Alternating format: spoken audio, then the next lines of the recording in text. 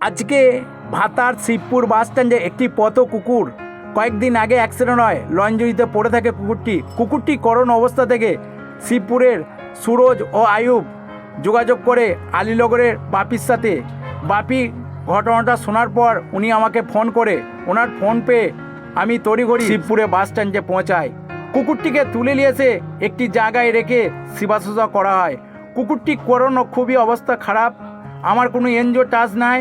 কুকুরটিকে যদি কেউ তুলে নিয়ে স্যালাইনের সাথে অ্যান্টিবায়োটিক ইঞ্জেকশন এনজিওর জায়গায় যদি নিয়ে যায় তাহলে প্রাণীটা বাঁচার সম্ভাবনা থাকতে পারে। কুকুরটি এই অবস্থায় পড়ে থেকে কতটা যে কষ্ট হচ্ছে বললে বোঝা যাবে না। আমার যতটা করণীয় আমি করে এসেছি, আমি শুধু রাস্তার মানুষের সহযোগিতায় যতটা পারি অবলা প্রাণী পথ কুকুরের পাশে থাকি।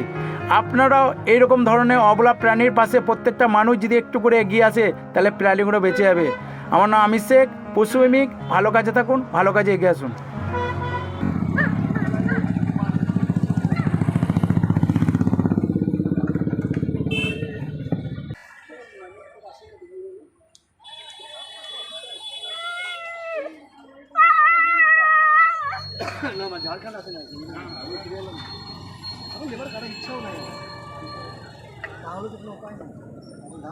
শিবপুর বাস স্ট্যান্ডে একটি পথ কুকুর অ্যাক্সিডেন্ট হয় কয়েকদিন আগে, কিন্তু অবলা প্রাণীটা করোন অবস্থা থেকে সুরজ ভাই যে আয়ুব ভাই রয়েছে, অবলা প্রাণীটার কষ্ট থেকে ওনারা কয়েকদিন ধরে চেষ্টা করছে, ওষুধ দোকান থেকে নিয়ে এসে সেবা শুশ্রূষা করছে এবং কুকুরটার খুবই অবস্থা খারাপ।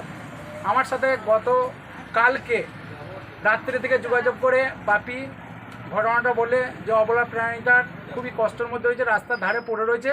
ওনাদের কাছ থেকে খবর পেয়ে আজকে এসেছি যে অবলা প্রাণী যে অ্যাক্সিডেন্ট শুধু ড্রাইভারদের গাফলতির কারণে এই অবলা প্রাণীগুলো অ্যাক্সিডেন্ট হয়ে মারা যাচ্ছে। একটু দেখে শুনে গাড়ি চালায় তাহলে প্রাণীগুলো বেঁচে যায়, এবং অ্যাক্সিডেন্ট যদি করে যদি বেঁচে থাকে ড্রাইভাররা দাঁড়িয়ে থেকে সেই প্রাণী থেকে চিকিৎসাও করে না, কিন্তু তাদের সেবা যখন না। যেহেতু পথ কুকুর বলে একটা ছাগল গরু মানুষ যদি অ্যাক্সিডেন্ট হয় কিন্তু তাদের মানুষ প্রত্যেকটা মানুষ কিন্তু হাঙ্গামা করে, সে মানুষটার পাশে দাঁড়ায়, কিন্তু একটা ছাগল গরু পাশে কিন্তু একটা অবলা প্রাণী পথ কুকুরের পাশে এরকম দাঁড়ানো মাত্র মানুষ দেখতে পাচ্ছে না।